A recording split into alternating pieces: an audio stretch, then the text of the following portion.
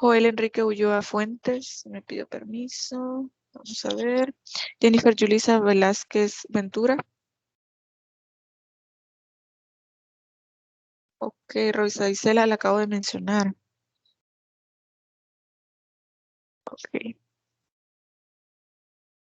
Perfecto, no hay problema, ya la agregué. Vamos a ver, Jennifer Yulisa Velázquez Ventura. Mariela Ivette Velázquez Avelar. Presente. Perfecto. Carlos José Ventura Argueta. Presente. Ok. Norma Saraí Ventura de Fuentes. O Ventura Rubio, creo que me dijo que era. Presente. Buenos días. Perfecto. Buenos días. Ricardo Francisco Saldívar Escobar.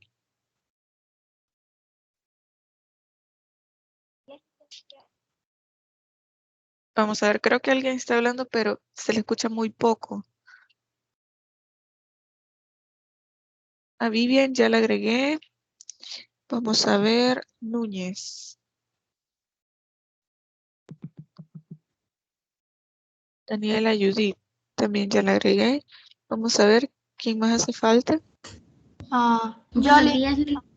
Ok, perfecto. Vamos una por una. Permítame, solo agrego a Velázquez Ventura. Vamos a ver, Guevara Rodríguez, ya le voy a dar la palabra, permítanme. Guevara Rodríguez, ok, dígame. Ahorita acabo de entrar. Mis apellidos son Amaya Serrano. Ok, permítame, Amaya Serrano. Ok, vamos a ver, ¿quién más falta? Mi apellido es Galdame Guevara.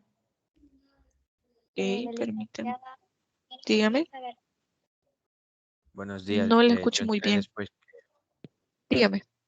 Yo entré después de que me mencionó. Yo soy Corea Sánchez, Noel Francisco. Ok, Noel, ya lo agregué. ¿Faltaba Gracias. alguien más que habló Yo también, suavecito ahí? licenciada. ¿Sus apellidos? Romero Membreño. Permítame. Diego Alberto, y aquí nos pusieron Cortés Najarro. Sí, ya la había agregado. Vamos a ver, ¿alguien más que haga falta?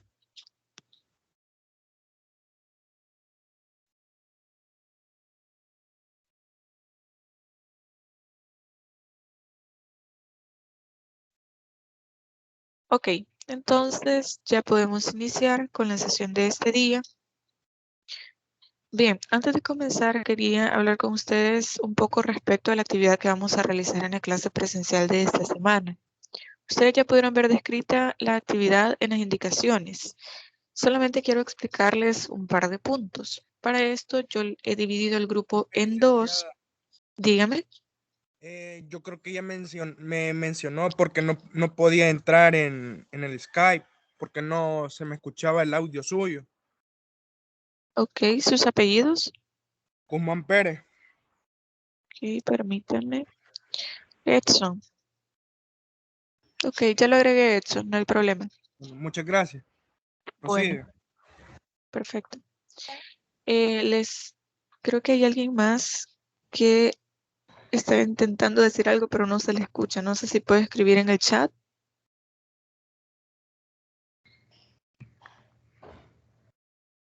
Porque no le escuchamos nada. Ok, entonces les mencionaba sobre la actividad que vamos a realizar en la clase presencial de esta semana. Yo les estaba mencionando de que el grupo se va a dividir en dos. Ya les coloqué el listado del grupo A y el grupo B. Como el grupo es de 45 personas, el primer grupo va a quedar de 22 personas y el segundo de 23 para poder hacer los 45. Permítanme, Saldívar. A las personas que hacen falta en la asistencia, por favor, colóquenme sus apellidos en el chat y al finalizar la sesión lo voy a ir agregando. No se preocupen por eso, yo le voy a agregar su asistencia. Les decía entonces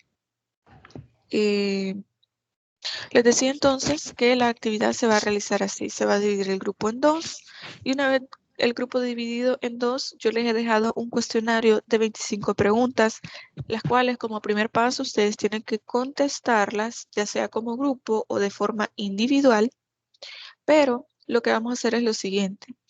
Cada grupo va a elegir un representante, es decir, a una persona que va a pasar al frente, y yo voy a hacer una de esas 25 preguntas al azar. La primera persona que levante la mano y responda correctamente va a tener un punto. Posteriormente yo voy a realizar así las 25 preguntas, pero, por ejemplo, ya pasaron estas 2 personas, ahora van a tener que pasar otras 2 y no se va a poder repetir la persona que va a poder pasar adelante. Lo que quiero con esto es que ustedes ya vayan estudiando esas preguntas, porque recuerden que ya vamos a entrar en parciales. Ya solamente tenemos una semana más de contenido y la siguiente semana ya es su primer parcial. Por lo tanto, estas 25 preguntas les van a servir a ustedes para poder ir estudiando.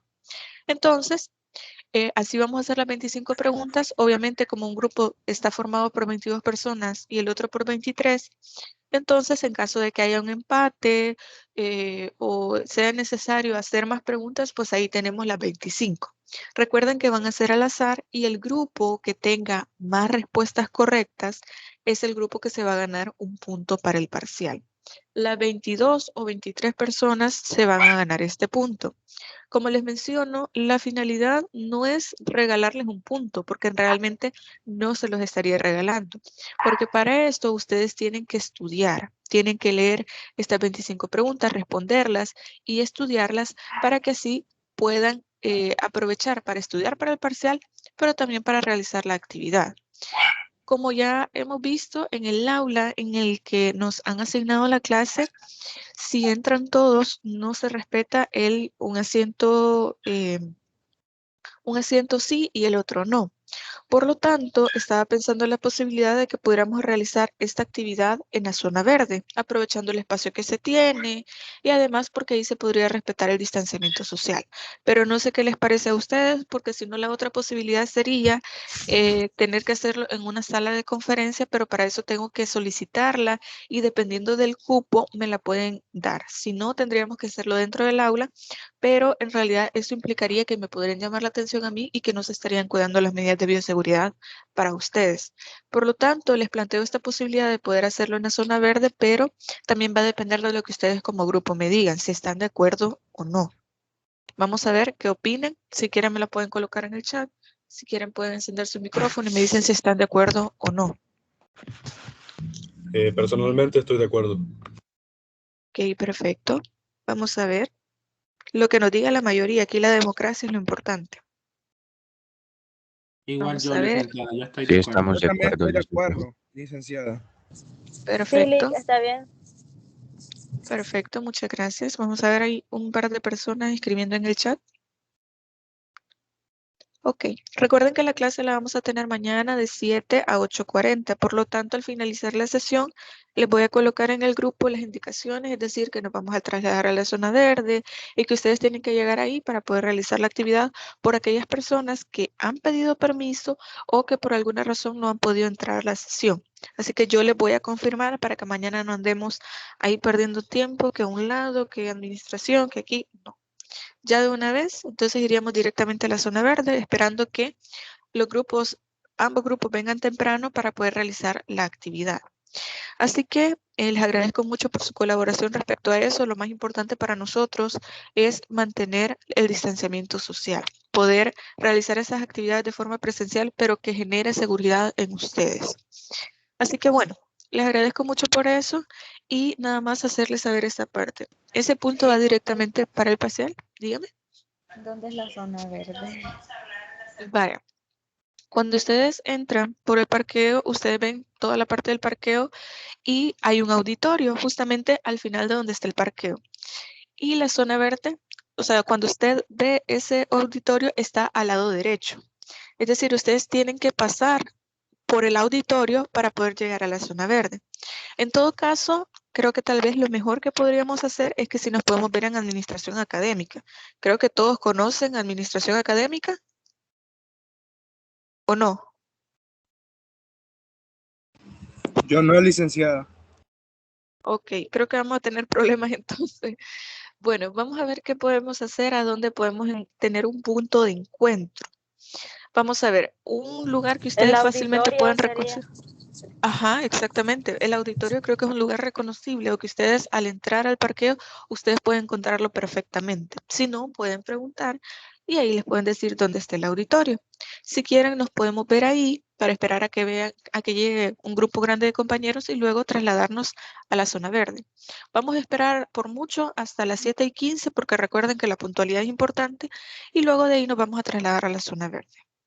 Así que vamos a quedar pendientes con esas indicaciones para hacer todo lo posible para no desorganizarnos, sino tratar de sacar provecho de la actividad para realizarla en el bloque completo. Así que, bueno, no sé si alguien tiene alguna otra pregunta.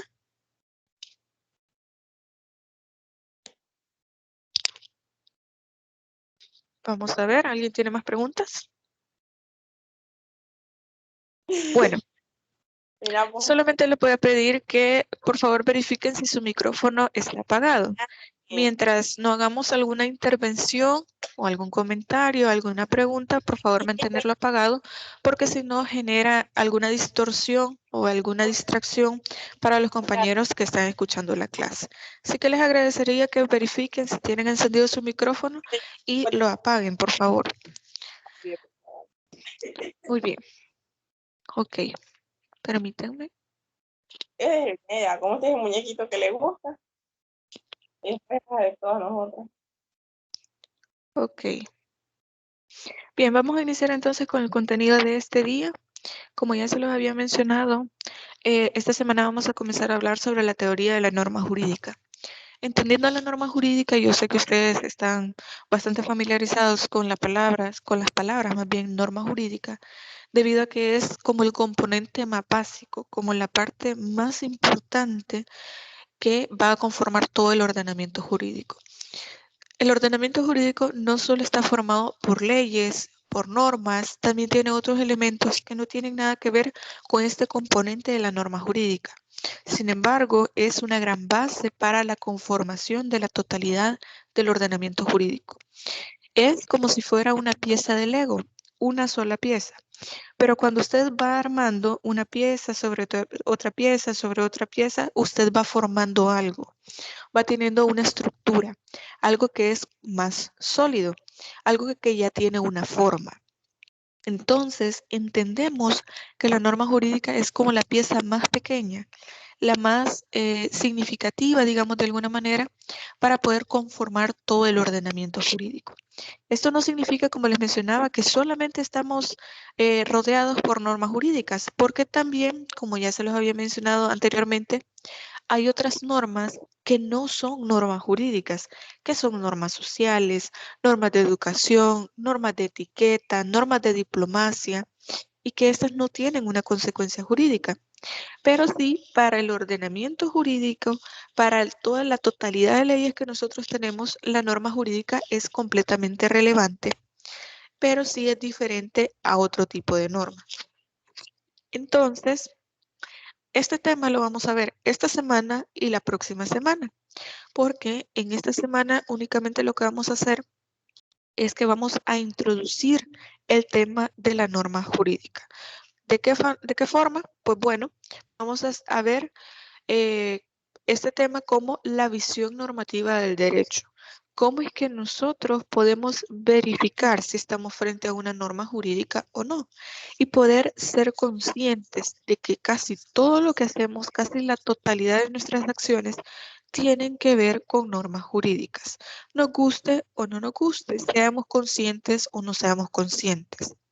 Por lo tanto, la próxima semana ya vamos a ver la teoría tridimensional del derecho y nos vamos a enfocar directamente en la norma jurídica y este tema es sumamente importante. Por eso, el tema que se va a desarrollar en la clase presencial tiene que ver con qué es una norma jurídica, para qué sirve una norma jurídica, qué pasa si nosotros no cumplimos una norma jurídica, etcétera. Y otras preguntas que ustedes a lo largo del desarrollo de esa actividad las van a ir respondiendo.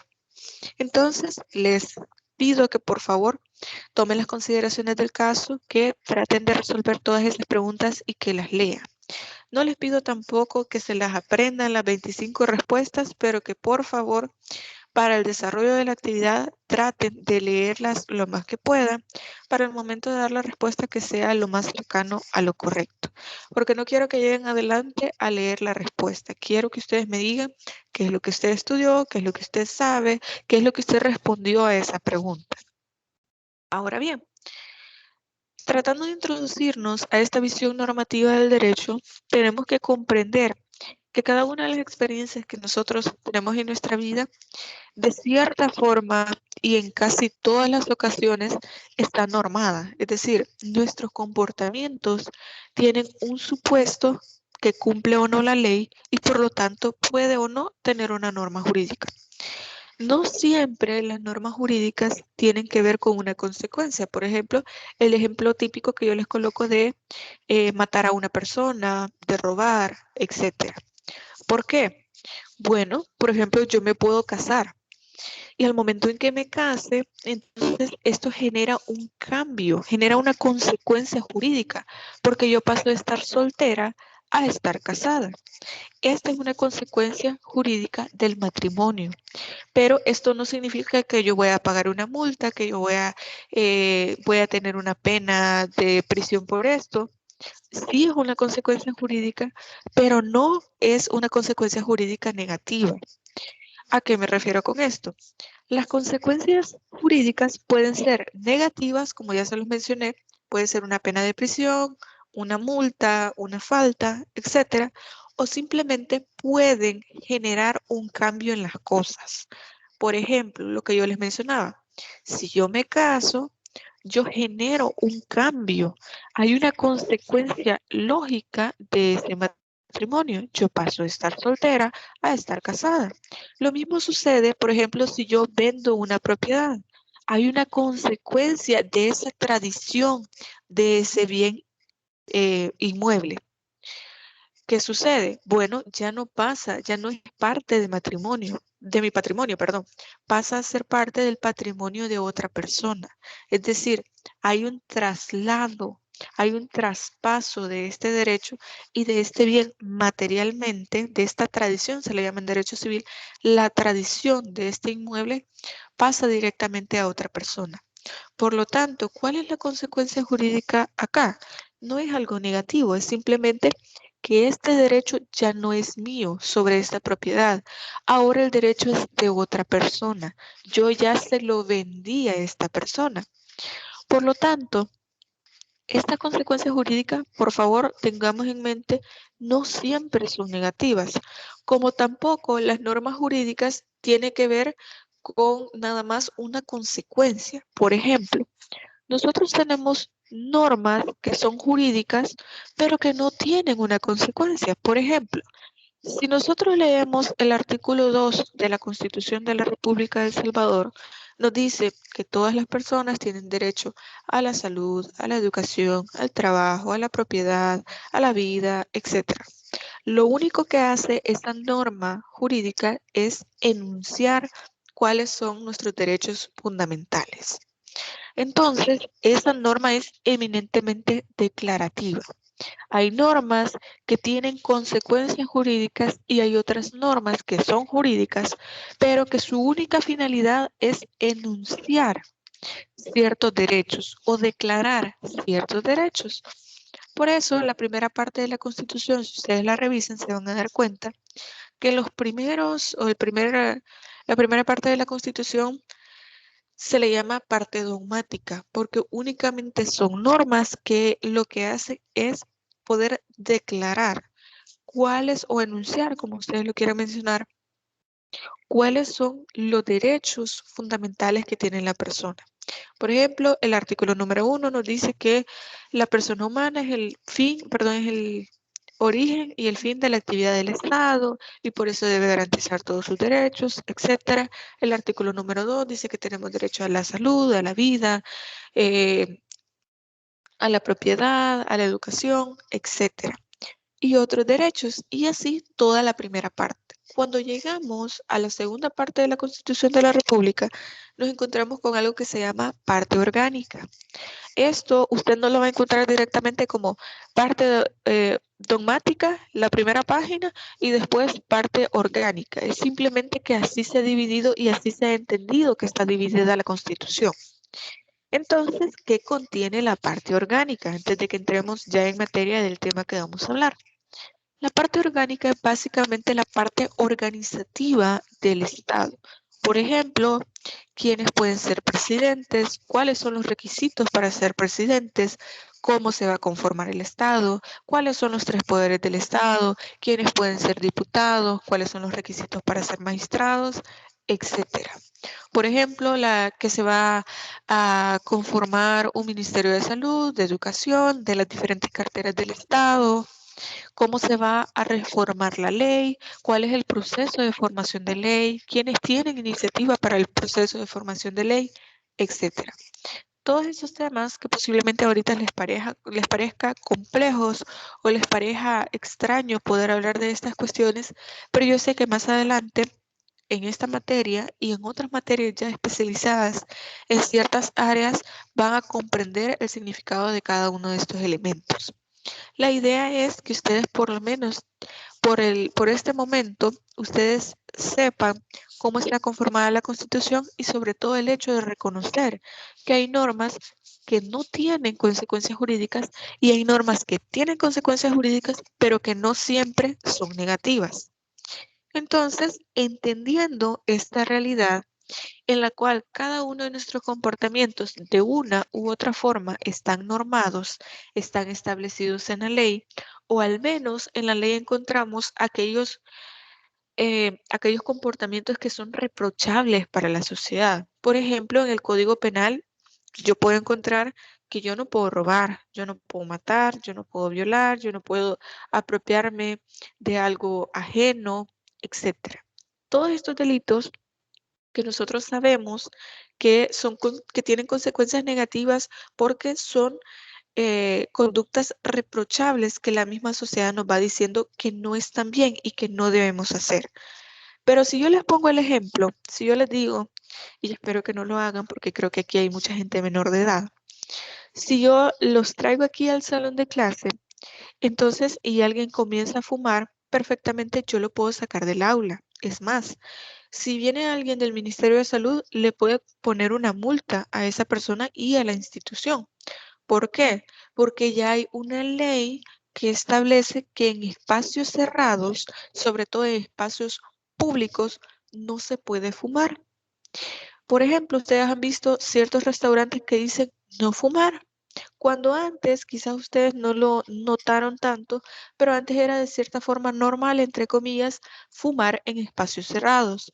Pero luego de una preocupación y ciertos estudios que se hicieron, de que hay personas que desarrollan cáncer de pulmón por ser fumadores pasivos. Es decir, por ejemplo, yo no fumo, pero si hay alguien en el mismo salón que está fumando, sin querer yo voy a inhalar ese humo y eso me puede hacer daño a mí y puedo desarrollar cáncer. En algunas personas pasa, en otras pueden pasar toda la vida oliendo el humo de otra persona o fumar y nunca desarrollar cáncer. Eso y el hecho de que es incómodo para personas no fumadoras tener que estar oliendo el humo de las personas que están en un mismo espacio cerrado, además de que eso es dañino para la salud, va en contra del derecho a la salud de las personas. Todos esos elementos fueron tomados en consideración para decir, vamos a prohibir que las personas fumen en espacios públicos y en espacios cerrados. Por lo tanto, ustedes han visto restaurantes, bares y lugares así en los cuales tienen una terraza, por ejemplo, en un jardín, si se les permite fumar, o tienen un área para personas fumadoras. ¿Por qué? Porque no se les está restringiendo de manera taxativa, de manera completa, que las personas tienen que dejar de fumar, porque es parte de la libertad de la persona si lo quiere hacer o no. Pero sí se les permite hacerlo en espacios donde no vayan a molestar a otras personas y tampoco donde pueden poner en peligro la salud de otras personas. Porque otro aspecto que se tomaba en consideración era, por ejemplo, si usted va a un restaurante y usted lleva a su hijo, a su hermanito, a su primito de 1 o 2 años, el bebé no tendría por qué estar oliendo este humo. Además, porque hay niños y hay personas también que son alérgicos a ciertos olores o a ciertas cuestiones. Por lo tanto, aunque ustedes, como les digo, aunque nosotros no seamos conscientes de ciertas normas, de ciertas reglas, pero están ahí. Yo les ponía el ejemplo anteriormente de que, por ejemplo, si usted tiene un carro, si su familia tiene un vehículo y usted va a la gasolinera a poner combustible, aunque ustedes no lo sepan, ustedes están pagando un impuesto. La ley manda a que se paguen impuestos. Esto no es ni una prohibición, ni tampoco es un permiso, es un mandato. Para esto tengo que detenerme un poco acá y quiero que ustedes tengan bien claro la siguiente situación. La ley tiene tres posibilidades, a través de una norma jurídica, de una ley, de un código, etc. Puede permitir un comportamiento como, por ejemplo, yo me puedo casar. Si yo estoy soltera, yo perfectamente me puedo casar con otra persona que también esté soltera. Es decir, si yo cumplo con los requisitos, lo puedo hacer. Yo, como soy mayor de edad, puedo comprar una propiedad si tengo el dinero, si tengo las posibilidades económicas, voy al registro, etcétera. Yo puedo comprar esta propiedad. Es decir, yo tengo la libertad de decidir si puedo cumplir con esa norma o no. También están las prohibiciones. Es decir, el legislador ya me dice a mí, esto no queremos que se haga, está completamente prohibido. Por ejemplo, hay prohibiciones para mí como individuo dentro de la sociedad, como por ejemplo, no robar, porque robar o apropiarme de algo ajeno es una conducta que no queremos que se esté replicando en la sociedad, porque eso es dañino para la sociedad, porque implica un daño a la persona a quien se le está robando. Pero también el Estado tiene ciertas prohibiciones, como por ejemplo, está prohibido la pena de muerte, que es un tema que también hablábamos en la sesión anterior. ¿A qué se refiere con esto? Pues bueno, el Estado va a tener que respetar la vida de todas las personas que conforman el Estado. Y no está permitido por ningún delito, por ningún motivo que se le pueda aplicar la pena de muerte a nadie. ¿Por qué? Por derechos humanos, por tratados internacionales, por el Estatuto de Roma. Todos estos elementos ustedes lo van a ver más adelante en Derecho Internacional Público, lo van a ver también en Derecho Penal. Ahora bien, eso en cuanto a las prohibiciones, ya la ley es taxativa, es clara cuando me dice esto no lo queremos, esto está prohibido o quien lo haga va a tener esta consecuencia. Quien, por ejemplo, viole a una mujer, a otra persona, va a tener esta consecuencia, una pena de prisión de tantos a tantos años. Quien fume en un lugar público, en un lugar cerrado, en una escuela, en una iglesia, en un instituto o en una entidad pública, va a tener que pagar esta multa. Otro ejemplo podría ser cuando ustedes van en un vehículo y de pronto se pasan el semáforo en rojo, usted sabe que acaba de infringir la ley de tránsito. Nosotros lo que vemos es un semáforo con tres luces, amarillo, verde y rojo. Pero esto es nada más un símbolo, es representativo de aquello que dice la ley de tránsito. Y nos dice, si el semáforo se pone en rojo, usted se tiene que detener. No es una opción, es una obligación que usted se tiene que detener. Si está en verde, usted tiene que avanzar. Si está en amarillo, lo preferible es que usted se detenga y espere a que se coloque en rojo y posteriormente en verde. Pero, ¿qué sucede si usted se pasa este semáforo en rojo? Usted está transgrediendo una norma jurídica que ya le decía, no, no se debe pasar este semáforo en rojo. Como le digo, a veces nosotros estamos rodeados de tantas leyes y no nos damos cuenta. Pero ese es otro ejemplo de prohibición. Ahora bien, tenemos también el mandato, que es otra de las formas en que se puede establecer, perdón, en una norma del Estado un comportamiento que queremos que la persona tenga. Por ejemplo, el hecho de que se tengan que pagar impuestos. A mí no me están preguntando, mire, usted tiene que pagar la renta, tiene que pagar impuestos, tiene que pagar IVA, tiene que pagar cualquier transacción que haga sobre inmuebles, tiene que pagar un impuesto, tiene que pagar la alcabala, tiene que pagar X, Y. No me lo están preguntando. Me mandan a que para poder hacer ciertos trámites yo tengo que pagar impuestos.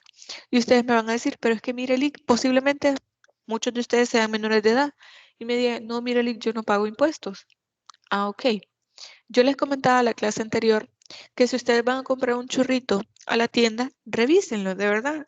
Revisen en la bolsita y ahí dice IVA incluido, es decir, impuesto del valor agregado incluido. Por lo tanto, al momento en que usted paga este churrito, usted está pagando impuestos. Lo que pasa es que a veces no somos, como les digo, conscientes, no nos damos cuenta de que nosotros estamos rodeados de tantas leyes y las cumplimos y ni siquiera nos damos cuenta. Estamos tan condicionados a realizar las cosas de una manera en específico o nos dicen que tenemos que cumplir ciertos comportamientos de manera específica sin saber por qué, sin entender lo que estamos haciendo. Entonces, tenemos este ejemplo de este mandato. Por lo tanto, podemos encontrar esto en las normas. Un permiso, una prohibición o un mandato.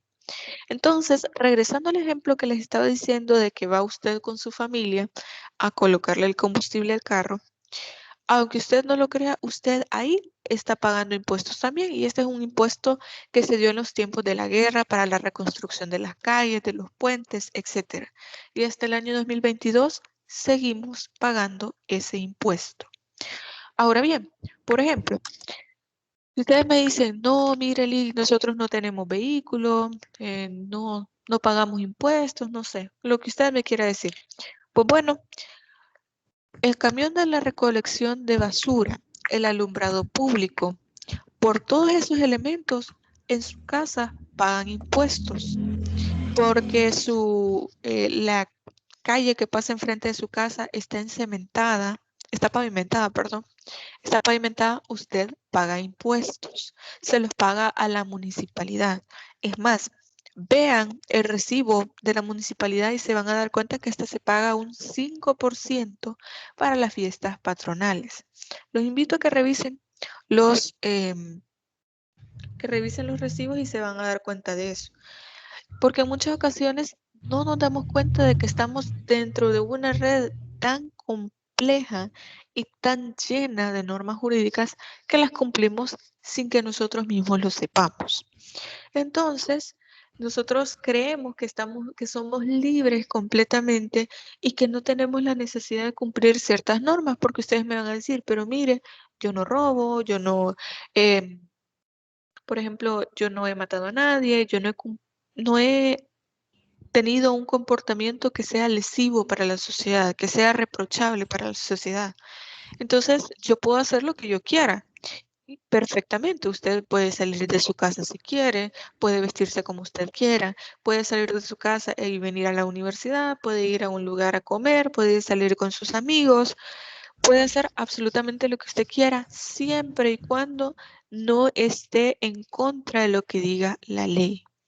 Por ejemplo, si usted sale con sus amigos, pero su finalidad es poner una bomba en algún lugar, aunque les parezca risible, aunque les dé risa, aunque les parezca chiste, pero en la misma Constitución dice que se permite la asociación de personas siempre y cuando no tengan estos fines.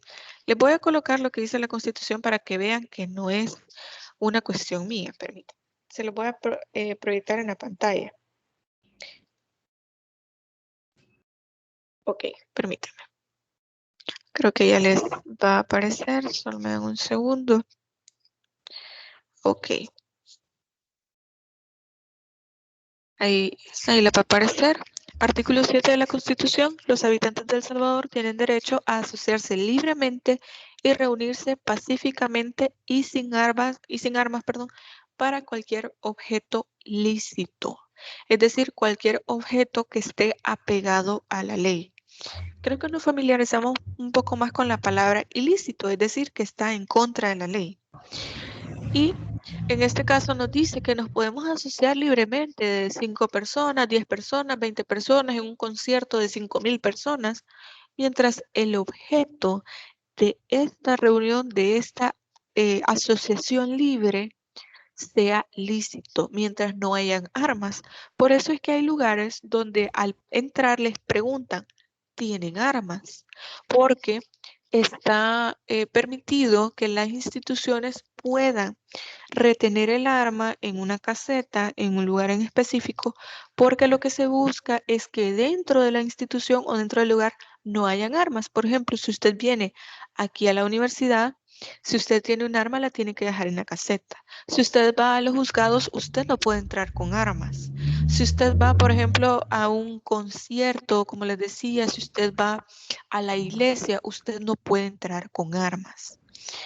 Pero bueno, lo que quiero que ustedes vean es que ustedes pueden tener, o sea, su derecho a la libertad está garantizado siempre y cuando no ponga en peligro los derechos de otras personas. Porque, por ejemplo, si yo tengo un arma, de forma intencional o no, se puede ir un disparo o de forma intencional usted puede matar a otra persona. Por lo tanto, se trata de evitar que usted pueda lesionar a alguien más.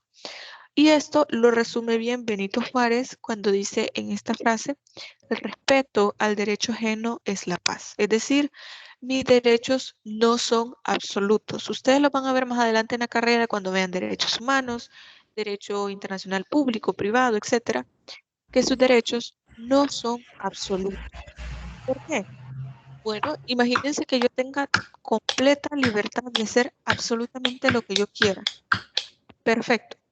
Yo puedo hacer lo que yo quiera siempre y cuando esto no dañe a otras personas. Yo puedo salir del salón de clase, yo puedo, si quiero ir a comer, si quiero salir con mis amigos, si quiero ir a la iglesia, si quiero hacer lo que quiera hacer, lo puedo hacer.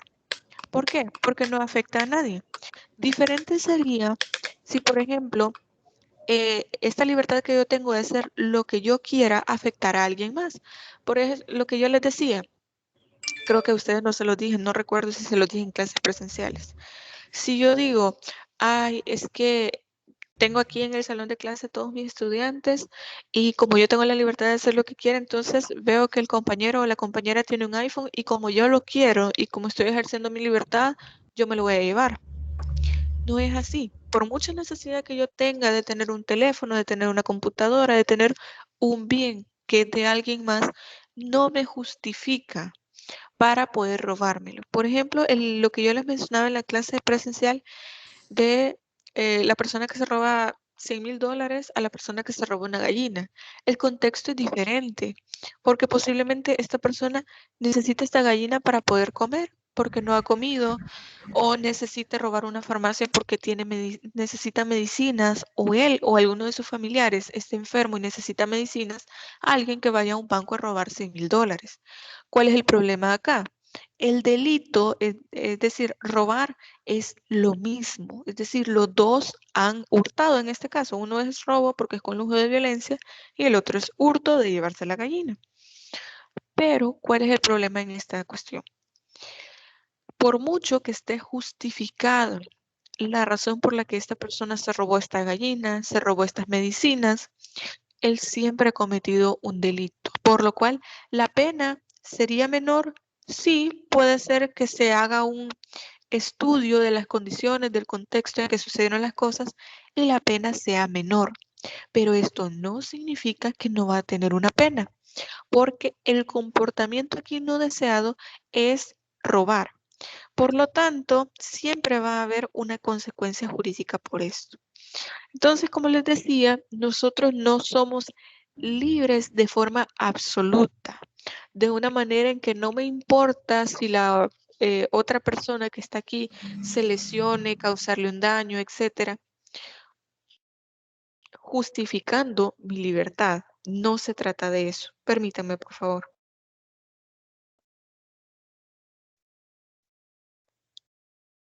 Ok. Entonces, les decía, eso no justifica el hecho de que yo le pueda causar daño a alguien más. Por ejemplo, Imagínense que yo voy en mi vehículo manejando y yo he ingerido bebidas alcohólicas y yo me voy pasando todos los semáforos en rojo. No me importa el hecho de que yo vaya manejando de una manera en que yo pongo en peligro la vida de otra persona.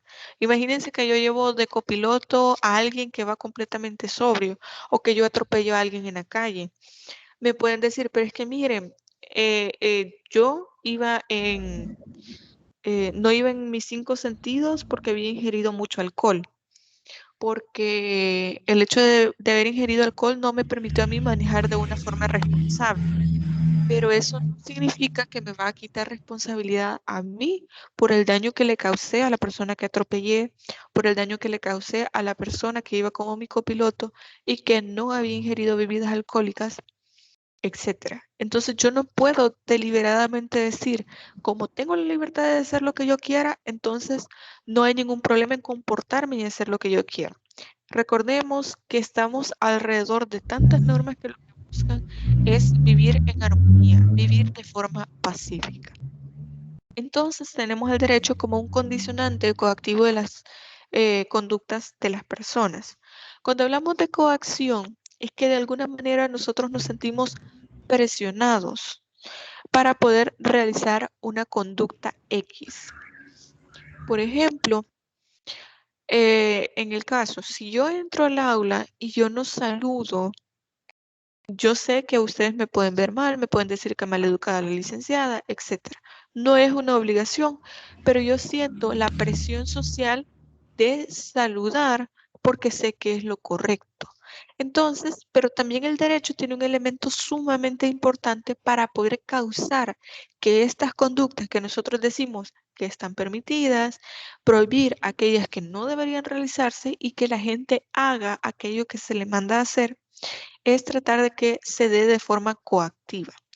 Es decir, que nosotros estemos de cierta forma presionados a poder realizarlas. Entonces, tenemos la presencia del derecho en la existencia humana y para eso tenemos dos autores que son sumamente importantes en la teoría del derecho y es Carlos Santiago Nino, que nos dice el derecho es como el aire, está en todas partes. Y nos dice Manuel Atienza, que también creo que ustedes lo van a ver bastante en la materia de interpretación y de argumentación e interpretación jurídica, que nos dice el derecho es un fenómeno omnipresente, es decir, está en todos lados. Es más, si les pudiera recomendar algunos libros que ustedes pueden leer de introducción al estudio del derecho, podría ser el de Carlos Santiago Nino o el de Eduardo García Maínez. Son muy buenos libros que les pueden servir a ustedes para que vayan teniendo más o menos una idea de lo que vamos a ir viendo más adelante. Entonces tenemos, por ejemplo, podemos ver diferentes frases, como por ejemplo, viajar en autobús, consumir café, consumir otro tipo de bebidas, adquirir libros, llenar el depósito de gasolina en algún vehículo automotor. Son actos cotidianos, pero que son interesantes para el derecho. Por ejemplo, hay lugares donde no se pueden vender bebidas alcohólicas o el hecho de que a menores de edad no se les vendan bebidas alcohólicas. Obviamente usted va a un restaurante y usted ve que en el menú hay bebidas alcohólicas, pero el restaurante debe cumplir con la normativa de no venderles a menores de edad. Por lo tanto, usted tranquilamente va al restaurante y no se da cuenta que ahí también hay normas jurídicas. Hay lugares donde también hay otro aspecto que tal vez ustedes lo han escuchado que dicen se reserva derecho de admisión. Y esto sí se puede dar porque el establecimiento puede decir, quién puede entrar y quién no. Y esto es libertad completa de ellos. Lo que yo les mencionaba de colocarle combustible al vehículo. Por ejemplo, el hecho de viajar en autobús es porque ya hay una norma, de hecho ya hay un ministerio de transporte y hay un viceministerio de transporte que avala cuántos son los buses que debe tener cada ruta, cuál es el pasaje que se debe pagar si va de un lugar X a otro lugar, etcétera. Usted lo único que hace es pagar el pasaje, pero no se da cuenta que detrás de todo eso hay una gran cantidad de normas y a veces nosotros lo vemos de lo más normal posible y no nos damos cuenta de todo eso.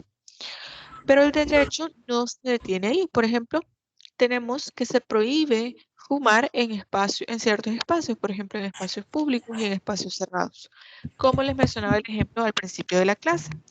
Pero también esto está avalado o está garantizado en el artículo 24 de la Ley para el Control de Tabaco. No nos hemos sacado de la manga este artículo, es más, hay lugares donde usted puede ver el logo del cigarro tachado y usted puede ver artículo 24, la Ley para el Control de Tabaco, se prohíbe fumar en espacios públicos y espacios cerrados. Ahí mismo especifica esto. Es más, espero que ustedes se puedan fijar cuando vengamos ya a la otra clase presencial, que dentro de la universidad también hay diferentes normas. No son directamente normas jurídicas, pero sí son normas para espacios educativos. Por ejemplo, usted dentro del salón no puede comer, usted dentro del salón no puede ingerir ninguna bebida, alcohólica o no, sin importar eso, menos si es alcohólica, ni siquiera lo van a dejar entrar. Por ejemplo, en algunas aulas se prohíbe el uso del teléfono, el uso de los celulares, por la cantidad de aparatos que tienen radiación dentro de la misma aula, pero son otras facultades que tienen este tipo de aulas, pero para que ustedes vean que también acá hay normas. Por ejemplo, cuando usted va a botar la basura, se ha fijado que hay 3 contenedores diferentes. En las facultades nosotros no tenemos basurero porque lo que nos pide la institución dentro de las normas del reglamento de la misma institución es salir y botar la basura, pero de una manera que se pueda clasificar. Normas que nosotros cumplimos dentro de la misma institución. Por lo tanto, no podemos omitir o decir no hay normas jurídicas. Ahora bien, vamos al espacio más privado de la persona, por ejemplo, su hogar. No podemos decir que no hay normas jurídicas en nuestro hogar. Por ejemplo, se obliga a los hijos a guardar a sus padres el respeto, consideración y obedecerlos mientras estén bajo su cuidado personal. Asistirlos en todas las circunstancias que lo requieran, especialmente en la ancianidad. Contribuir a los gastos familiares según las posibilidades mientras convivan con sus padres. Todo esto es una norma que ya se estableció en el artículo 204 del Código de Familia. Entonces, esto lo que nos dice es que como hijos nosotros tenemos la obligación de respetar y de obedecer a nuestros padres. No es si ustedes quieren, es una obligación que la manda el Código de Familia. Lo que sí nos dice es que podemos contribuir con sus gastos familiares según las posibilidades. No es que vamos a mandar a robar a estos hijos para que puedan mantener a sus padres, sino que dentro de la medida en que les sea posible, de sus recursos económicos, puede destinar una parte para contribuir a los gastos familiares de sus padres. Por lo tanto, esta es una obligación que el mismo código ya nos establece. Pero también tenemos la otra parte, que es la obligación que tienen los padres de dar a sus hijos la crianza, educación, protección, asistencia, seguridad, alimentos, vivienda, vestuario, entre otros más. Todo esto está en el artículo 203, inciso 3 del Código de Familia. Ahora bien, ustedes me van a decir, pero Mirelit, esa es una mera enunciación del deber ser, de cómo debería ser el ideal, de cómo deben ser los hijos con los padres y los padres con los hijos. Pero mira, a mí mi papá no me reconoció, no me da dinero, a mí mi mamá apenas me da para pagar la universidad, no me da para la comida, etc. Las realidades de cada familia son diferentes, pero para que ustedes vean, esto es lo que nos establece el Código de Familia. Ahora bien, ¿qué pasa entonces si, por ejemplo, a mí no me reconoció mi papá o simplemente mi papá no me da asistencia económica, no me da para mis alimentos? Entonces, usted puede perfectamente demandar alguno de sus progenitores para que les puedan dar alimentos. ¿En qué sentido? Pues bueno, usted puede demandarlos para que hagan un proceso. Usted explica cuál es la necesidad que tiene de estos alimentos y también esta persona va a explicar cuál es la capacidad económica que tiene para poder aportarlos o no, según sea su argumento. Y así se puede establecer en un juzgado la cantidad que le puede dar su papá o en el caso, si se trata de su mamá, que le puede dar su mamá a usted para sus alimentos. Entonces, ¿qué pasa si después de este proceso mi mamá o mi papá me dicen, no, yo no te voy a dar nada, aunque el juez me haya dicho, me haya dado una sentencia, yo no te voy a dar nada? Ahí viene la consecuencia. Hay un tipo penal en el Código Penal que se llama inasistencia de los deberes de asistencia económica a los hijos. Por lo tanto, si por ejemplo mi papá a pesar de que lo lleva a un proceso de alimentos, de que el juez o jueza estableció que me tiene que dar, por ejemplo, $150 mensuales y no me da, pero ni $1, lleva un año que no me da nada, a pesar de que le he insistido, le he llamado, le he preguntado y me dice que no, porque no me lo quiere dar. Entonces, perfectamente usted tiene este delito y lo puede denunciar. ¿Qué va a suceder? Van a detener a esta persona, va a estar por lo menos 3 días en Bertolinas, como una forma de hacerle ver que este comportamiento que ha tenido es reprochable. Todo eso ustedes lo van a ver tanto en derecho de familia y sé que en una parte tal vez de derecho penal. Pero lo que quiero que ustedes vean es que no solamente nosotros decimos cuáles son los comportamientos que nosotros no queremos, también en la ley se establecen los comportamientos ideales. Por ejemplo, obedecer a nuestros padres, respetar a nuestros padres y también que nuestros padres nos puedan dar la crianza, la educación, la protección, asistencia, etc. A la vez, nos permite poder comprender cuáles son los comportamientos deseados, cuáles son los comportamientos reprochables y cuáles tienen una consecuencia jurídica o no. Esto porque el Estado de alguna manera sí puede inferir o sí puede decidir en la esfera privada de las personas. Por ejemplo, ustedes me pueden decir, pero es que Mirelik, ¿por qué el Estado tendría que decidir sobre ciertos aspectos de mi intimidad, o sea, de lo que sucede dentro de mi hogar? Eso, el Estado no debería opinar si mis papás me mantienen o no me mantienen, o la forma en cómo me tratan, etc. Pero ¿por qué es que se ha permitido que el Estado pueda hacer normas jurídicas que tengan que ver con la esfera privada o íntima de la persona? Pues bueno, sabemos que las familias son completamente diferentes unas de otras, pero también se ha evidenciado que existe algo que se llama violencia intrafamiliar. Por lo tanto, una manera de poder llegar hasta esta esfera privada es poder crear leyes que, a pesar de que nosotros pensemos que están entrando mucho en la intimidad de las personas, pero es para evitar injusticias, para poder evitar que este tipo de escenarios de violencia se puedan seguir dando. Entonces, esto es característico, o sea, el hecho de que el Estado puede entrar en esta esfera tan privada de las personas y de los hogares, es parte o lo reúne bajo un título que se llama derecho privado. Y esto abarca las relaciones entre parientes como individuos particulares, ya sea de tipo familiar como tipo socioeconómico. Les voy a poner un ejemplo. Si yo quiero pintar mi casa, yo puedo contratar a una persona y normalmente este trato podría ser nada más de palabra, pero hagamos de cuenta que hay un contrato.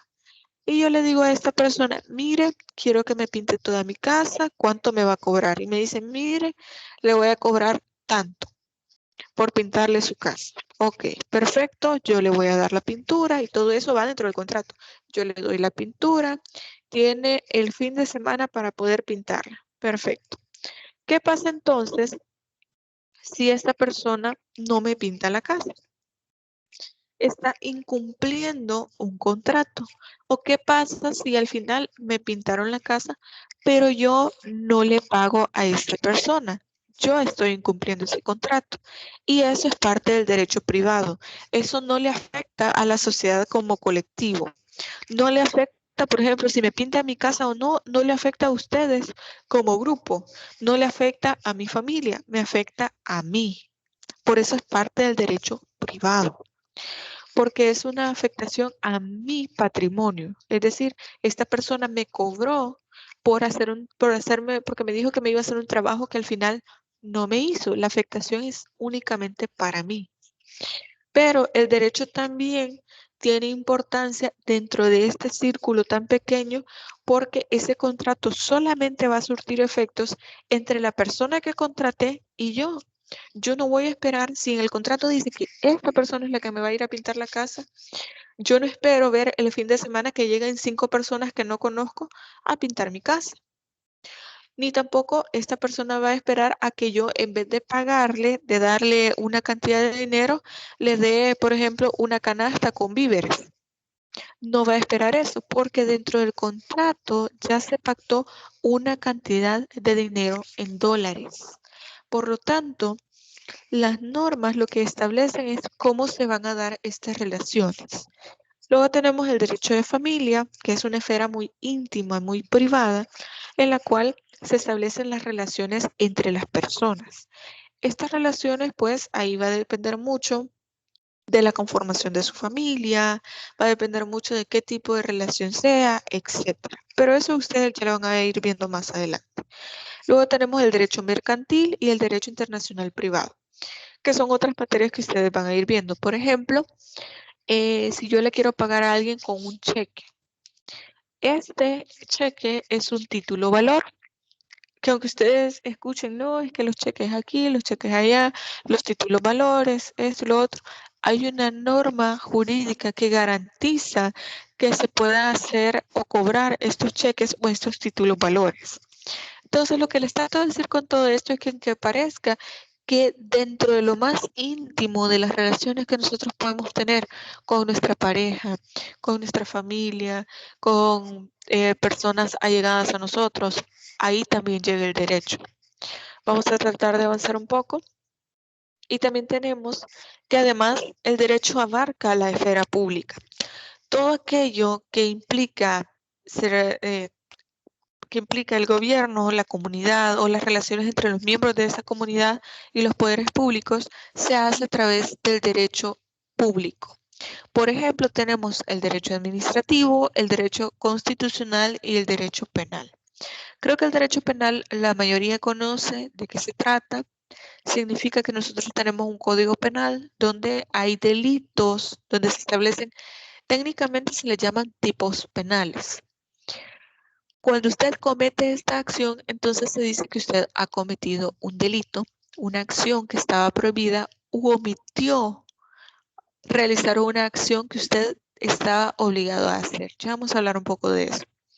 Pero, por ejemplo, en la Constitución yo les mencionaba que hay una parte en la cual se enuncian cuáles son los derechos que tiene la persona y en la otra parte, que es la parte orgánica, es donde se establece la estructura del Estado. Bien, entonces, el derecho administrativo lo que busca es cómo el Estado va a dividir estos derechos a diferentes carteras de Estado. Por ejemplo, en la Constitución dice, todos tenemos derecho a la salud. Eso está en el artículo 2 de la Constitución. Hay un capítulo a partir del artículo 65 de la Constitución que dice cómo se va a garantizar el derecho a la salud y la creación del Ministerio de Salud. Entonces, ¿qué es el derecho administrativo? Es la relación entre el Estado y la administración de estos derechos fundamentales. Por ejemplo, el derecho administrativo es el Ministerio de Salud y todas sus entidades, las unidades de salud, los hospitales públicos, etc. Entonces, todo esto es de carácter público, es para todas las personas. Por ejemplo, yo no puedo decir, es que mire, aquí en el departamento de San Miguel, el homicidio no es delito. No puedo decir, es que en Morazán robar no es delito. Yo no puedo decir, en Santa Ana violar a las personas no es delito. ¿Por qué? Porque las leyes son de carácter general. A menos que la misma ley diga que esa ley está dirigida para funcionarios públicos, para el presidente, una prohibición, por ejemplo, para el presidente, una prohibición para los diputados, etcétera. Pero en teoría, la ley en la mayoría de veces es de carácter general. Es decir, yo no puedo estar en la unión y decir, no, miren, es que aquí matar no es delito. Porque esta ley se debe cumplir en todos los municipios, cantones, en todos los lugares de El Salvador. A diferencia de lo que puede suceder en otros países. Por ejemplo, Estados Unidos. Por su conformación de Estado, es decir, por cómo está formado su Estado, podemos decir que ellos tienen una federación, nosotros somos una república. La federación, y creo que esto ya más o menos se los expliqué, voy a tratar de ser breve para llegar al punto. Cada estado tiene leyes que ellos han considerado como las que tienen que regir ese lugar. Y pueden ser diferentes en un estado y diferentes en otro. Por ejemplo, en un estado puede haber una ley de regulación de las armas, que es un tema muy importante en Estados Unidos, muy controversial, pero en otro estado se venden las armas como si fueran dulces, las municiones como si fueran chicles. ¿Por qué? Porque en cada estado se regula de una forma diferente, pero tienen leyes que son leyes federadas, es decir, que son de aplicación para todo el país. Lo mismo pasa en México porque tienen el mismo modelo. Hay diferentes estados que tienen leyes del estado, pero también hay leyes que son federales. Por lo tanto, esa es su conformación del estado. Puede que haya un estado que diga aquí matar, por ejemplo, a cierto grupo de personas en ciertas circunstancias es legal. Y otro estado diga no, aquí no es legal y lo vamos a meter a la cárcel. Pero aquí en El Salvador no podemos hacer eso, porque nuestro derecho, en el casi el 98% de los casos, es de forma general. Yo no puedo decir, yo no sabía que robar no era bueno, yo no sabía que matar estaba prohibido, yo no sabía que entrar a la casa de otra persona sin su permiso y sin su conocimiento era delito, yo no sabía que entrar a la casa de alguien y llevarme su televisor, por ejemplo, era delito. Porque ya está un derecho en la Constitución que se llama inviolabilidad de la morada. Es decir, yo no puedo, bajo ninguna justificación, entrar a la casa de otra persona. Solamente, les digo que yo no puedo porque soy una simple ciudadana. La única manera en que puede entrar la autoridad a su casa es tener una orden judicial. Solamente así se puede.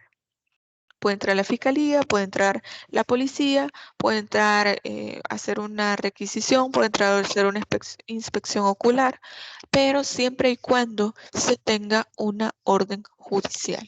Si no, no pueden entrar. Y usted puede aducir que en la Constitución de la República dice que usted tiene derecho a la inviolabilidad de su morada, es decir, a que nadie puede entrar en su casa sin su permiso. Y bueno, también tenemos otras ramas del derecho. Quiero ser breve con esto porque quiero avanzar en otras cuestiones importantes. Hay otras ramas del derecho que son como un híbrido, que están como a medio camino entre privadas y públicas, como por ejemplo podría ser el derecho social. En este sentido puede ser el derecho al trabajo, el derecho a la libre asociación y el derecho al medio ambiente sano. ¿Por qué decimos que esto no es ni privado ni público de manera taxativa? Bueno, el derecho al trabajo, pues el empleador tiene derecho a contratar a quien quiera. Pero ¿qué pasa? Si es una empresa privada, tiene ciertas normas, pero si es una empresa o una institución pública, tiene unas normas diferentes. ¿Por qué? Porque está regido por entidades diferentes. Tenemos también ahí la ANEP, tenemos el Ministerio de Trabajo y tenemos otras entidades que de una manera u otra tienen que ver o toman decisiones respecto de a quienes se puede contratar. Cuántas, por ejemplo, hay disposiciones en las cuales se establece que por lo menos no recuerdo si es el 25% de los empleados de la empresa tienen que ser personas con discapacidad. Y es una obligación que pone el Estado como una manera de poder incluir y visibilizar a las personas con discapacidad para que puedan ser o se puedan insertar al campo laboral. También tenemos el medio ambiente porque, por ejemplo, yo no puedo tener un bosque en mi patio y simplemente decir, no, voy a talar todos estos árboles porque es mi patio. Es cierto, es su propiedad, pero el medio ambiente nos pertenece a todos. Y esta es una norma que nosotros debemos cumplir. Pero bueno, ya pasando al tema medular, que es precisamente las manifestaciones del carácter coactivo del derecho. En este caso nos dice Herbert Hart, que es un autor que tiene una obra significativamente importante que se llama El concepto del derecho, que el incumplimiento del derecho trae consecuencias desagradables. Sin embargo, no todas las normas jurídicas imponen obligaciones o deberes de hacer o no hacer, es decir, de prohibirnos qué es lo que no debemos hacer o de permitirnos aquello que sí podemos hacer. Porque también hay otras que permiten hacer o no algo, sin obligar a hacerlo. Por ejemplo, a mí me prohíben matar. Yo sé que aunque yo lo quiera hacer, no lo puedo hacer. Diferente es que a mí me permiten, el ejemplo que les ponía al principio, a mí me permiten casarme. No por esto tengo la obligación de hacerlo. Si quiero lo hago, si no quiero no lo hago. Me permiten que yo tengo derecho a la propiedad. Si yo quiero puedo comprar un carro, una casa, un terreno, etcétera. Pero si no quiero o no tengo el dinero, no lo hago. Porque la ley nos permite cosas, pero también es una opción. Si nos permite algo para que lo podamos hacer o no, sin obligarnos a hacerlo. Por lo que no lleva a cabo, si no lleva a cabo el comportamiento, no implica ninguna sanción. Por ejemplo, los poderes o potestades en que en muchas ocasiones se denominan con la expresión del derecho.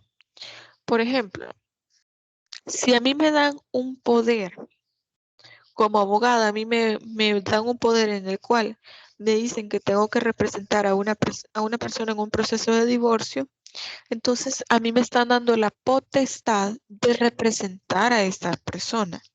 Es un mandato. Es decir, me están dando a mí el poder para representarlo. Por lo tanto, no es si quiero o no quiero hacerlo. No es que esté prohibido, no es que esté permitido, es que es un mandato que me están haciendo.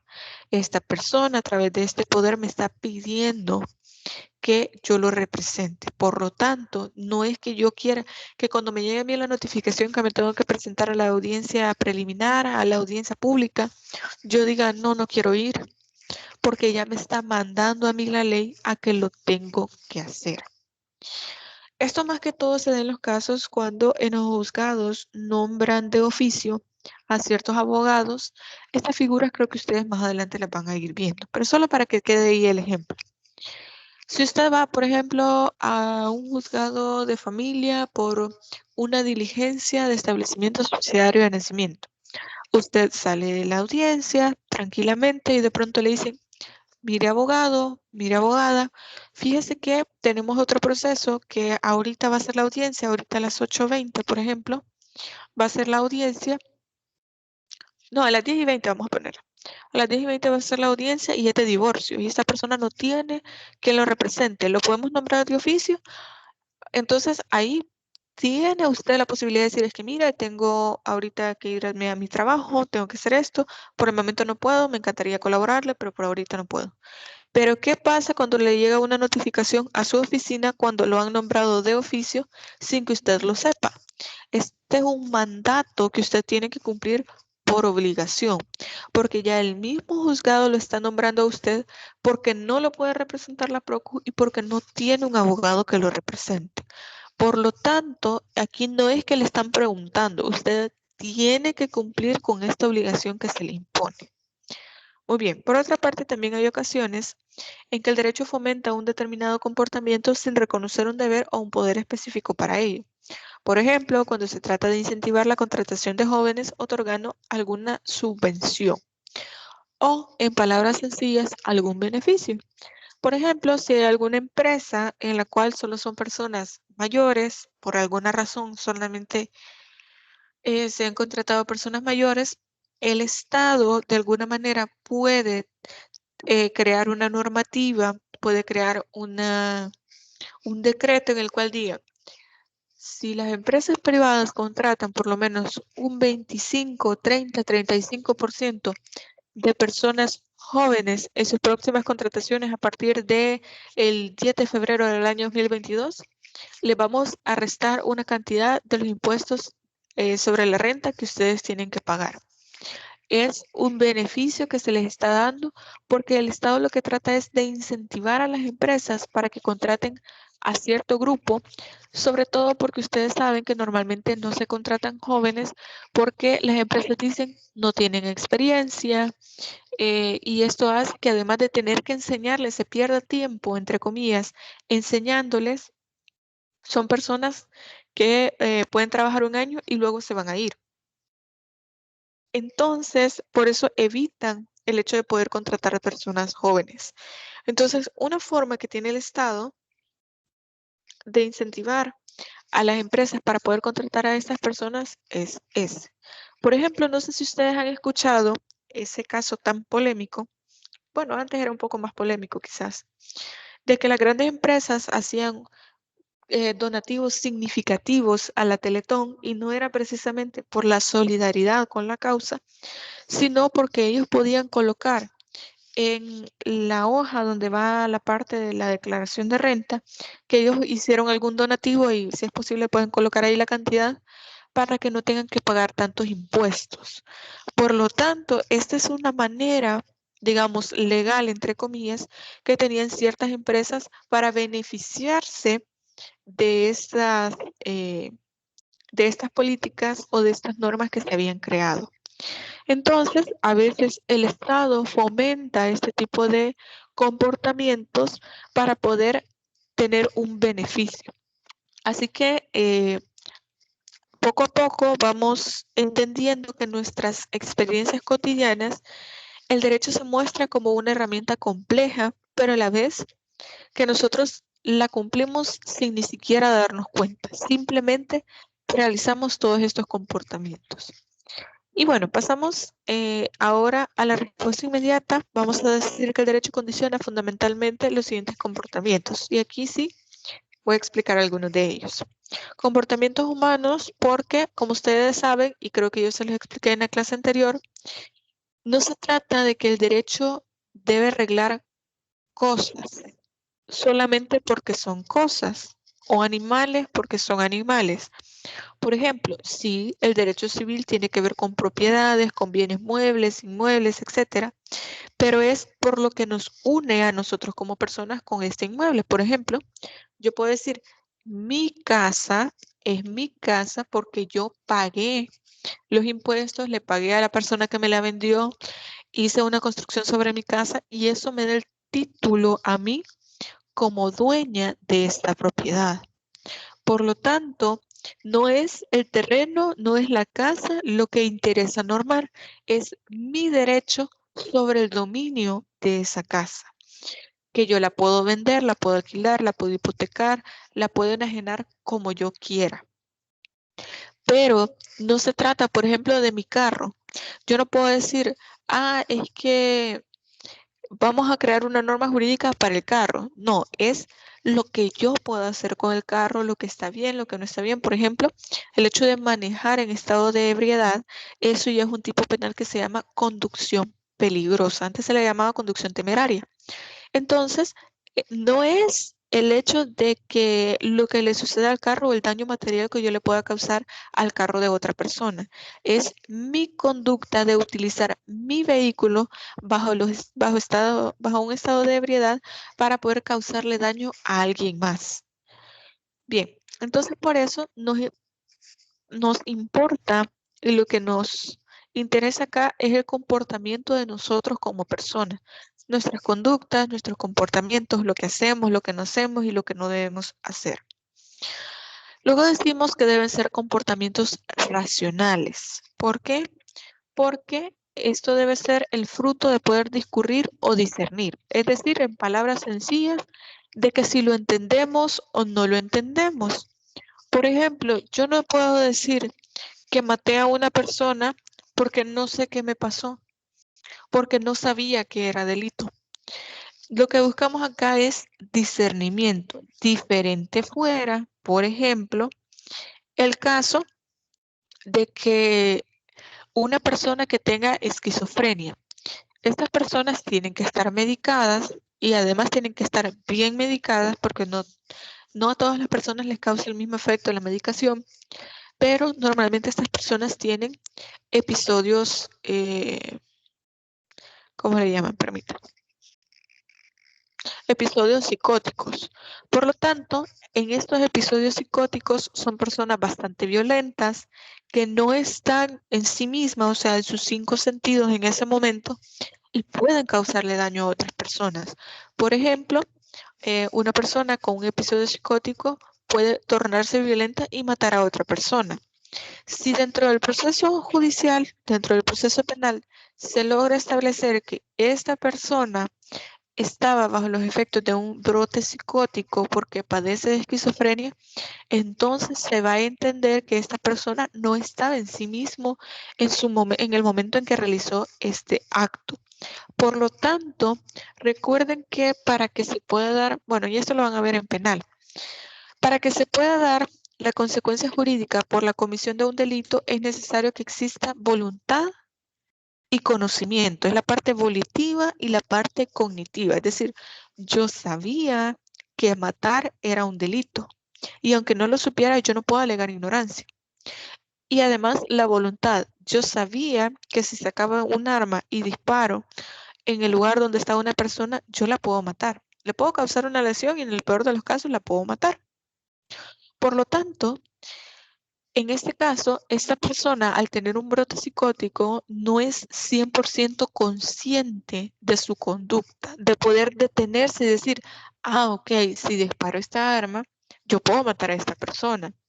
O si yo pongo mis manos con mucha fuerza en el cuello de alguien, yo la puedo estrangular, la puedo asfixiar, perdón. Entonces, ¿qué es lo que sucede acá? En derecho penal, ustedes lo van a ver, se le puede colocar una eximiente de responsabilidad o se puede atenuar la pena, o sea, hacer más pequeña la pena para esta persona que no estaba en sus 5 sentidos.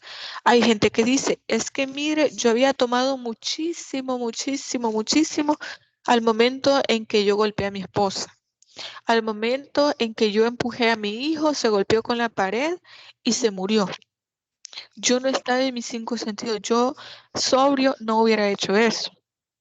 Pero ¿cuál es el problema acá? Que no podemos tampoco quitarle responsabilidad a una persona que conscientemente toma, que conscientemente entiende el estado que le puede causar las bebidas alcohólicas, a diferencia de una persona que por una enfermedad mental tiene un brote psicótico y puede matar a otra. Son diferentes cuestiones, como les digo, en derecho penal se van a dar gusto discutiendo esos casos. Pero lo que les trato de decir es que no podemos decir entonces que no tenemos el discernimiento para saber qué es lo bueno y qué es lo malo, qué es lo que es delito de lo que no es delito. Además, tenemos también que tenemos comportamientos que son libres. Es decir, que es parte del ejercicio de la autonomía o de la libre voluntad de la persona.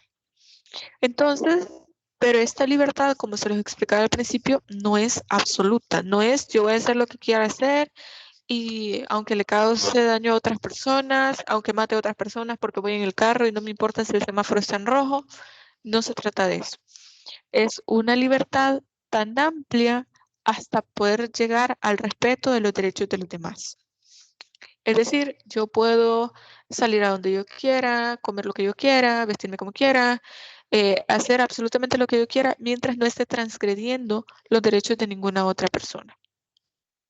También tenemos comportamientos imputables que quepa atribuirles a ellos los individuos considerados, es decir, que quepa considerarlos responsables de su acción u omisión.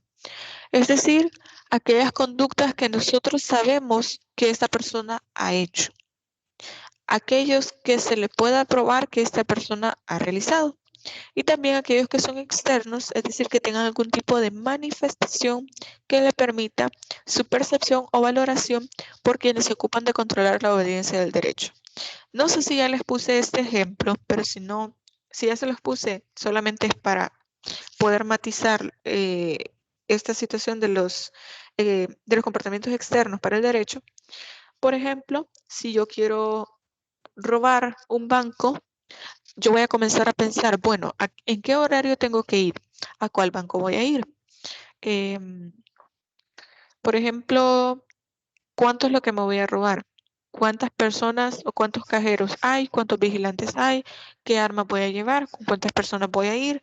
Etcétera. Estoy planificando cómo voy a robar un banco, pero de pronto no lo hago.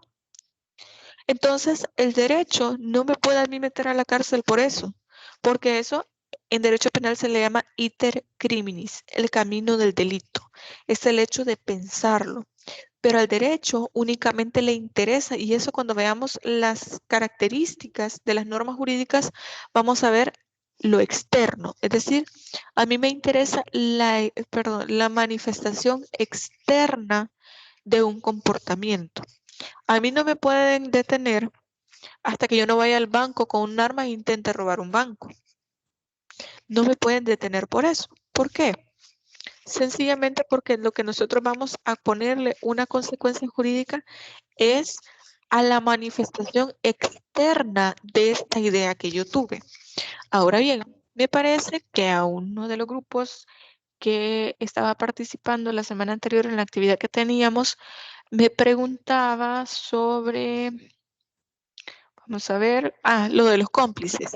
Y me decía, pero entonces, ¿por qué los cómplices van a la cárcel si no son directamente, lo que les mencionaba, de que si una persona ve que se está cometiendo un delito, que si esta persona tendría que ir a la cárcel o no? Mire, normalmente se le da una dosis de responsabilidad a aquellas personas que ayudan. Ustedes cuando vean derecho penal van a ver cuáles son los cómplices necesarios, los cómplices innecesarios. ¿Por qué? Por ejemplo, si se meten a mi casa a robar y yo vivo con alguien, entonces, y resulta que la persona que vive conmigo deja abierta la puerta para que estas otras personas se metan a robar. Si esta persona que vive conmigo no hubiera dejado la puerta abierta, las otras personas no hubieran entrado. A esto se le llama cómplice necesario. Aquel cuya actuación, sin que esto hubiera sucedido, no hubiera pasado este delito. ¿A qué voy con esto? Pues bueno, hay personas que se les llaman autores intelectuales. Por ejemplo, yo le puedo pagar a alguien para que mate a otra persona, que se le llaman comúnmente sicarios. Si ustedes ven esas series de narcotraficantes y todas esas cuestiones, se van a dar cuenta de a qué me refiero. Yo le puedo pagar a alguien para que mate a alguien más. Entonces, obviamente, van a detener a quien mató a la persona y esta persona puede decir, es que a mí me pagaron. Yo solamente realicé aquello por lo que me pagaron. Si es un objeto ilícito, porque no puedo disponer de la vida de alguien más, pero a mí me pagaron para realizar esto. Bueno, ¿y quién le pagó? La licenciada le pagó, ¿ok? Me van a venir a detener a mí como autora intelectual. ¿Por qué? Porque sin que yo hubiera pensado en eso, yo le hubiera pagado a alguien más, esta persona no se hubiera muerto. ¿Se dan cuenta por qué los cómplices, los autores intelectuales, también tienen una dosis de responsabilidad? Porque no podemos decir que solamente la persona que mató a la otra va a ir a la cárcel, porque no la hubiera matado si no fuera porque yo le pagué a esa persona para que matara a alguien más. ¿Ven por qué es tan interesante esta parte del derecho penal de dar una consecuencia jurídica a acciones que son externas? Por ejemplo, lo que yo les decía, yo puedo pensar en robar en un banco, yo le puedo pagar a alguien más para que robe un banco, pero hasta no exteriorizar esta idea que tengo, entonces el derecho no me puede hacer nada a mí. ¿Por qué? Porque solo es una idea en mi mente. Imagínense si a nosotros nos metieran presos por todas las ideas que tenemos, porque a veces pensamos, qué bonito la computadora de la compañera, si yo tuviera una así, si me la llevara ahorita que se descuide, y ustedes solo lo piensan, y después hasta se pone a reír de la idea que tuvo. ¿Pero por qué? Porque lo que al derecho le interesa es la externación, la manifestación externa de esta conducta. Y bueno, de la coacción la vamos a ver ya en la próxima clase cuando terminemos de ver este tema. Creo que con esto ya finalizamos el tema de esta semana, que es a comenzar a hablar de la teoría de la norma jurídica y de la visión normativa del derecho. Trato de ponerles la mayor cantidad de ejemplos que se puedan para que se vayan entendiendo los temas. De igual forma, si usted no entiende algo, si siente que voy muy rápido, si siente que hay algo que no lo comprende o se confunde o quiere preguntarme algo, con toda libertad, no sienta pena, encienda su micrófono en cualquier momento, no piense que va a interrumpir para poder hacerme esa pregunta, para poder resolverle esa duda o para poder hacer su comentario. Así que bueno, no sé si hay alguna pregunta o duda que ustedes tengan. Sí, licenciada, quisiera preguntarle algo. ¿Cuál Bien. es la diferencia entre demanda y denuncia? Ok, perfecto, muchas gracias. Miren, la demanda es aquella donde una persona me da la posibilidad a mí de poder generar la controversia. Es decir, hay un conflicto entre dos personas y yo la llevo a un órgano judicial. La diferencia es que las denuncias son solamente en el ámbito penal. Yo supe que mataron a alguien, yo voy y denuncio a esta persona. Yo voy a la fiscalía o a la policía para denunciar a esta persona, para hacerle saber a las autoridades competentes que se está suscitando un delito. Y mire, hay que tener bastante cuidado porque usted no puede decir de ninguna manera, desde ahorita se lo digo, para que no tengan problemas más adelante en las materias penales, nunca diga demanda penal. Lo que se hace aquí es una denuncia, no una demanda. También, normalmente las demandas es cuando usted va a incoar, o sea, a, ¿cómo decirlo sin lenguaje técnico? Cuando usted va a los juzgados a explicar cuál es el conflicto que usted tiene, que se le ha vulnerado un derecho, que se ha incumplido un contrato, que usted se quiere divorciar, que usted quiere, por ejemplo, trasladar una propiedad a otra persona, un título supletorio, etcétera. Usted va a demandar que se le atienda su derecho, que se le cumpla su derecho o un procedimiento que ya la ley establece. Pero la denuncia es cuando usted va a informar de la comisión de un delito. No sé si con esto queda un poco más claro. Sí, gracias. Perfecto. Muy bien. Ok, entonces no sé si hay más preguntas. Si no, creo que nos quedaríamos hasta acá. Les agradezco mucho por su presencia en esta videoconferencia. Espero que estén muy bien y que pasen un feliz día. Ok, ¿alguien levantó la mano?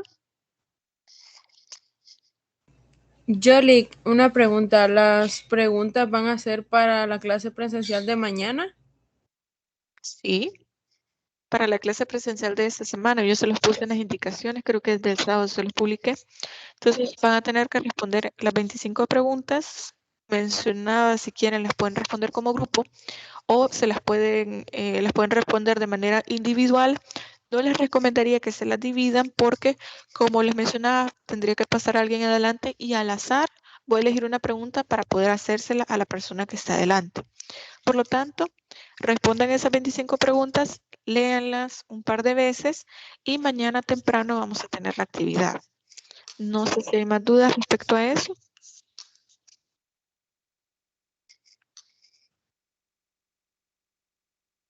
Ok, perfecto. Ahora sí, entonces, me despido de ustedes. Espero que estén muy bien. Cuídense mucho y pasen feliz día.